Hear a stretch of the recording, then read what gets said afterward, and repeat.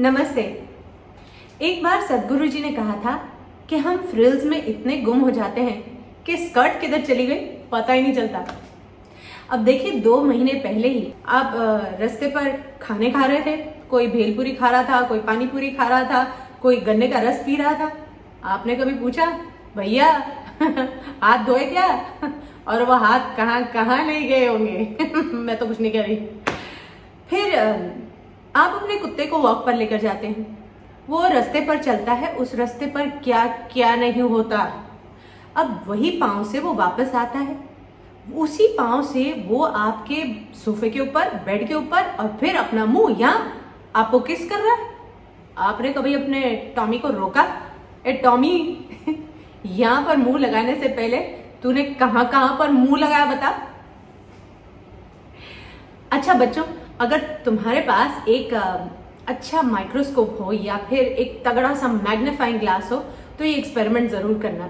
अपने बिस्तर के ऊपर, अपने पिलो के ऊपर जरा चेक करना, ऐसे ऐसे कीटाणु दिखाई देंगे लाखों की तादाद में कि आप फिर अपना सर वहां रखना नहीं चाहेंगे। वही नहीं, आप अपना किचन का सिंक चेक कर लीजिए या फिर बाथरूम का टैप उसको चेक कर लो। वही नहीं, अपना मोबाइल फोन उस पर भी चेक करना कि क्या क्या घूम रहा है। ऐसी ऐसी चीजें घूम रही हैं जिनका आज तक नाम भी नहीं है। तो ये सब कैसे संभल रहा था? हमारी बॉडी इंटेलिजेंस से, हमारे इम्यून सिस्टम से। वो हर वक्त वहां खड़ा था, मैं संभाल लेता हूं, डोंट वरी, कैरी ऑन, और सब हो रहा था। अच्छा, do you know that hospitals are the most infected places in the city? ये बात भी मैंने किसी डॉक्टर के मुंह से ही सुनी, वरना मेरा तो ध्यान ही नहीं गया था वहां पर। सोचने की बात है, वहां पर कैसे कैसे लोग आते हैं, कैसी कैसी बीमारियां लेकर, कहां से, और वही कॉरिडोर्स हैं, वही वेटिंग रूम्स हैं, और आईसीयू में तो सबसे ज्यादा इन्फेक्शन होती है। इसीलिए तो जब आप थोड़ा सा भी रिकवर करते हैं वहां पर, तो डॉक्टर आपको कहते हैं कि प्लीज इनको जरा सेपरेट रूम में शिफ्ट कर दीजिए, क्योंकि वो जानते हैं कि सबसे ज्यादा इन्फेक्शन वहां पर घूम रही है। हाँ, वो डिसइंफेक्ट करते हैं, हाँ वो क्लीनलीनेस रखते हैं, मगर कीटाणु तो सब जगह है। वो तो एयर कंडीशनिंग के वेंट के अंदर भी है, इसलिए तो वो हवा में भी घूम रहे हैं, क्योंकि सारी खिड़कियां बंद है, दरवाजे बंद है, वहीं पर पनप रहे हैं, वहीं पर घूम रहे हैं। ऐसे में आपने कितनी बार सुना कि आपके डॉक्टर की तबीयत खराब हो गई हो, या आज नर्सेस काम पे नहीं आएंगी क्योंकि वो बीमार है? क्यों? क्योंकि उनका इम्यून सिस्टम उनका साथ दे रहा है, उनके अंदर एक विश्वास है, एक सेवा भाव है, और बॉडी इंटेलिजेंस उनका साथ दे रही है। अच्छा, हमने यही सीखा है ना कि बॉडी सांस लेती है तो कार्बन डाइऑक्साइड बाहर और ऑक्सीजन अंदर, कार्बन डाइऑक्साइड बाहर, ऑक्सीजन अंदर, वातावरण से। अब इसको सीखने के लिए हम स्कूल गए थे, बॉडी को तो पहले से ही पता था क्या करना है तो अब हमने उस पर कवर चढ़ा दिया, और वो भी कोई लिनन, कॉटन, खादी का नहीं, मगर सिंथेटिक, जो कि नॉन ब्रीदेबल है। तो ये हमने कवर चढ़ाया नॉन ब्रीदेबल मटेरियल का, और फिर कार्बन डाइऑक्साइड बाहर, और फिर क्योंकि वो बाहर नहीं जा सकती, वही कार्बन डाइऑक्साइड अंदर, कार्बन डाइऑक्साइड बाहर और वही कार्बन डाइऑक्साइड अंदर। और ये अगर चलता रहा घंटों तक, हम ऐसे ही कवर करके काम करते रहे, तो फिर हमारी सेहत पर इसका क्या असर होगा? इसमें क्या अक्लमंदी है जी? Our skin is the largest organ of our body, approximately 22 square feet. और इस ऑर्गन से हमारी बॉडी अपना टेम्परेचर मेंटेन करती है, अपने टॉक्सिन्स बाहर फेंकती है, और ये अपनी इंटेलिजेंस से करती है।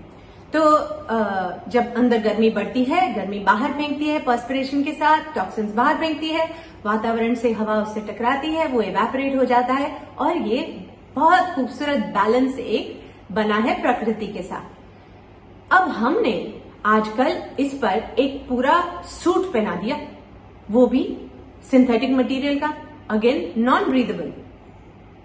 और वो पहनकर अगर हम घंटों काम करते रहे, और ये बॉडी टॉक्सिन्स बाहर फेंक रही है, अंदर उसको गर्मी लग रही है, मगर वो पसीना वहीं का वहीं रह गया, ये सब होता रहा घंटों तक, तो हमारी सेहत पर क्या असर पड़ेगा?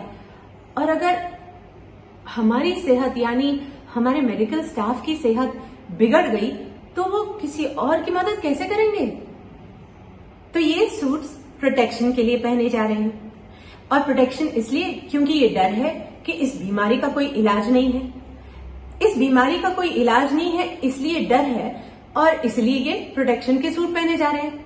अगर इसका कोई इलाज होता तो आपको कोई डर नहीं होता और प्रोटेक्शन की जरूरत नहीं पड़ती, है ना?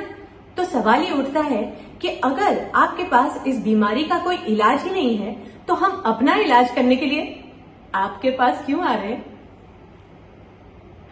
सही बोला था ना सदगुरु जी ने कि हम फ्रिल्स में इतना गुम हो जाते हैं कि स्कर्ट किधर चली गई पता ही नहीं चलता। हमारे पास आयुर्वेद है, नेचुरोपैथी है, होम्योपैथी है, योगा है, प्राणायाम है। आयुर्वेद 5000 साल से सत्य की तरह कायम है। कभी सुना कि उन्होंने कहा वो जो 5000 पहले बोला था, सॉरी वो तो चेंज हो गया, वो तुलसी के बारे में जो थ्योरी थी वो तो गड़बड़ है सॉरी। कभी सुना है ऐसे? नेचुरोपैथी वो तो हमारी थाली में ही थी, हमारे दिनचर्या में ही था। हमारी नानी दादी यही तो प्रैक्टिस कर रही थी। कितना ज्ञान था उनमें। अरे आज पूरी दुनिया में turmeric latte and clarified butter मशहूर हो रहा है, और हमारे बच्चे बोल रहे हैं कि हल्दी दूध घी ई होम्योपैथी। ऐसा कहा जाता है कि अगर आपके डॉक्टर ने आपको सही समझकर दवाई दी है तो उसका कोई साइड इफेक्ट है ही नहीं, साइड इफेक्ट ही नहीं है। अच्छा, yoga means union with the universe, यानी यूनिवर्सल इंटेलिजेंस के साथ योगा आपको जोड़ता है। अब इससे अच्छी बात और क्या हो सकती है? आपके माइंड में चल रहा होगा टेक्नोलॉजी, आर्टिफिशियल इंटेलिजेंस। ये बहुत सही किया अंग्रेजों ने, नाम में सब कुछ एक्सपोज कर दिया। उन्होंने बोल दिया ये तो आर्टिफिशियल इंटेलिजेंस है, आर्टिफिशियल है। अगर ये आर्टिफिशियल इंटेलिजेंस है तो रियल इंटेलिजेंस तो कहीं और ही है ना? हाँ। और pranayama, life and death in one breath, Sadhguru ji की किताब है। अरे लाइफ और डेथ में बस इतना सा ही तो फर्क होता है, एक सांस का। और इस विद्या के मास्टर्स, इनके गुरु यहाँ पर हमारे पास भारत में है। तो इम्यूनिटी बढ़ाइए और स्वस्थ रहिए।